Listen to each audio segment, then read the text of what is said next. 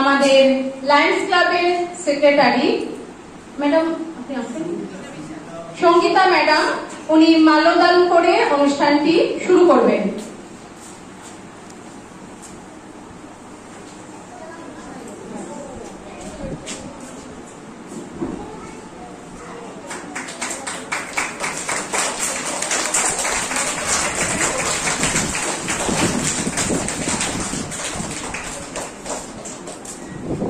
পরবর্তী আমাদের vice president sir, উনিও মাল্যদান করবেন।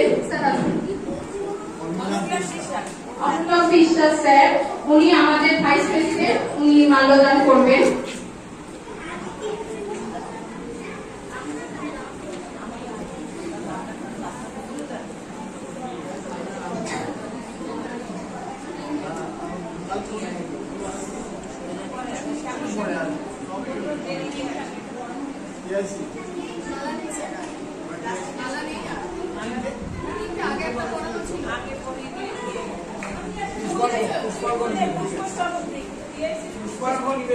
আমাদের টিচার ইনচার্জ পুষ্পিতা মিত্র, এবার উনি পুষ্প নিবেদন করবেন।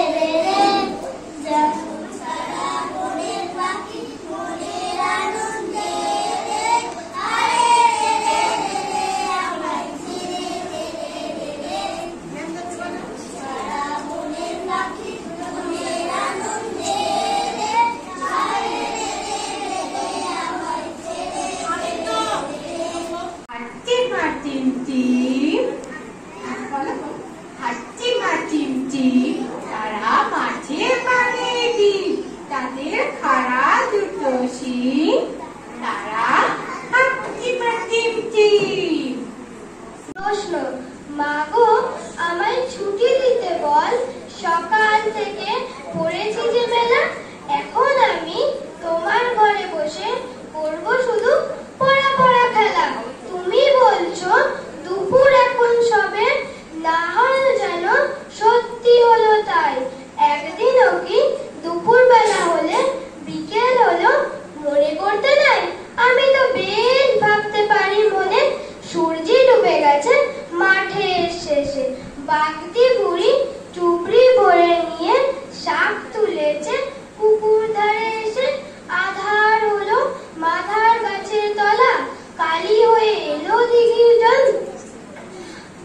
কালি হয়ে মাঠের থেকে সবাই এলো ফিরে, মাঠের থেকে এলো চাষার দল। মনে করো না উঠলো সাজের তারা, মনে করো না সন্ধে হলো যেন রাতের বেলা। দুপুর যদি হয় দুপুর বেলা, রাত হয় না কেন? নমস্কার।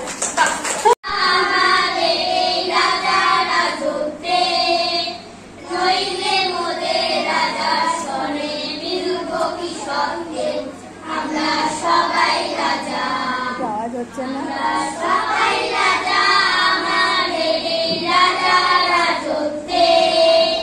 নইলে মোদের রাজা শোনে মিলব কি সত্যে, আমরা সবাই রাজা।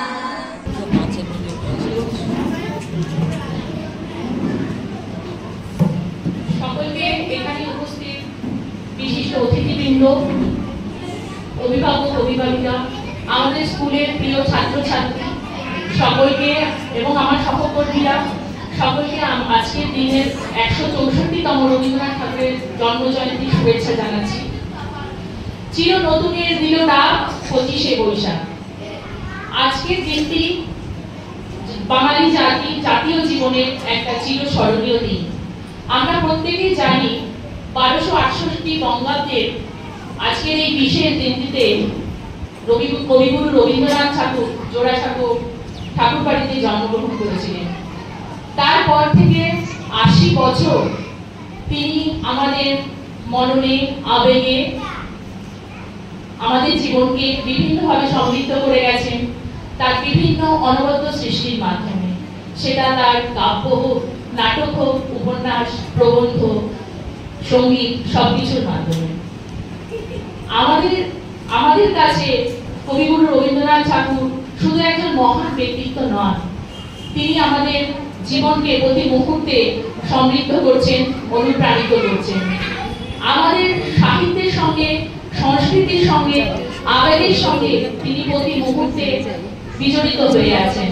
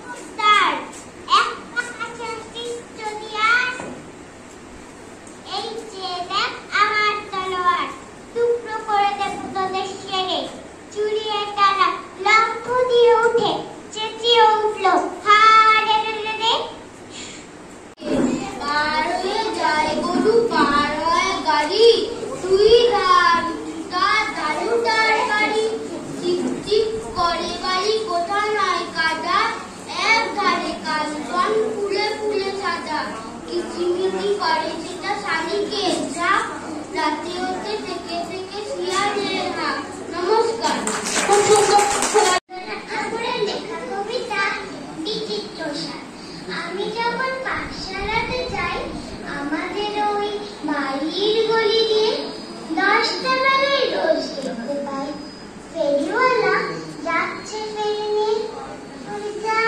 চলে যান সে হাঁকে, চিড়ের পুতুল ঝুড়িতে দাগ থাকে। চাই সে চলে যে পথে তার খুশি, যখন খুশি খায় সে বাড়ি গিয়ে। 10টা বাজে, 10:30 বাজে, নায়কো তারা হয় বা পাশে দেরি। ইচ্ছে করে সিলেট ফেলে দিয়ে অন্য ঘরে বেড়ায় নিয়ে ফেরি। আমি যখন হাতে মেখে কালি ঘরে ফিরি, 4:30 বাজে, কোদাল দিয়ে মাঝে কোবায় মারি। বাবুদের ওই ফুল বাগানের মাঝে কেউ তো তাদের মানা নাহি করে, কোদাল গাছে পরে পায়ে পড়ে। গায়ে মাথায় লাগছে কত ধুলো, কেউ তো এসে বকে না তার কাজে। মা তো তারে পড়ায় না সাত জামা, ধুইতে চায় না ধুলো বাড়ি। ইচ্ছে করে আমি হতেম যদি বাবুদের ওই ফুল বাগানের মালি। নমস্কার।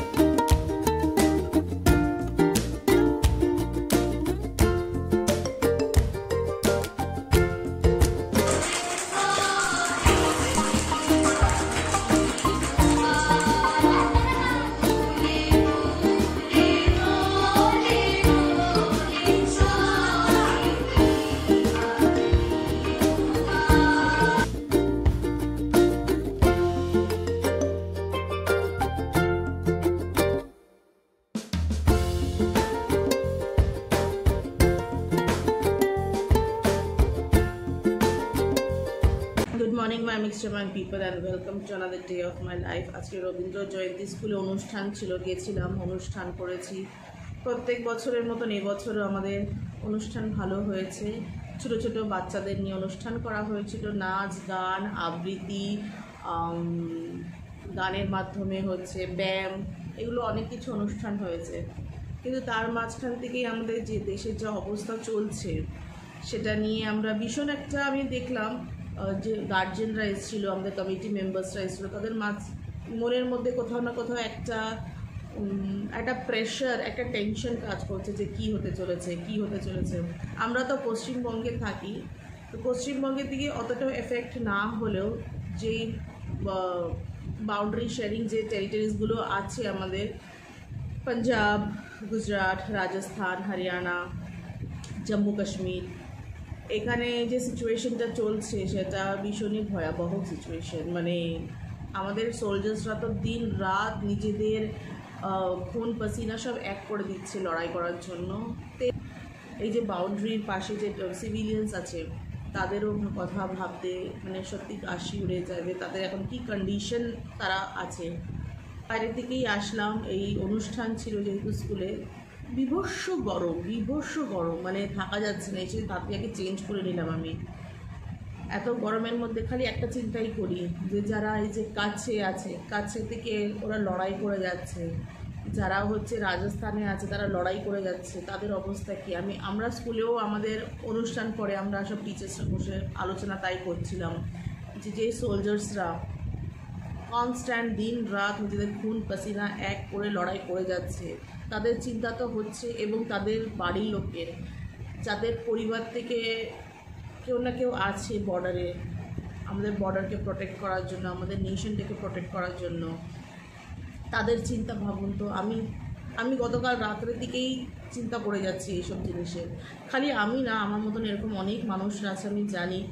এই সময়টা উল্লাস করা বা আনন্দ করা বা কোনো কিছু, জানি না কেন মানে আজকে প্রোগ্রামটা আমরা খুব গায়ের জোরে করেছি সত্যি কথা বলতে। কারণ কি ছোটো ছোটো বাচ্চারা অনেক দিন ধরে প্র্যাকটিস করছিল এই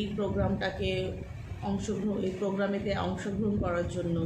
তো তাদের কথাও মাথা রেখে আমরা একটা ছোট্ট প্রোগ্রাম করেছিলাম স্কুলে।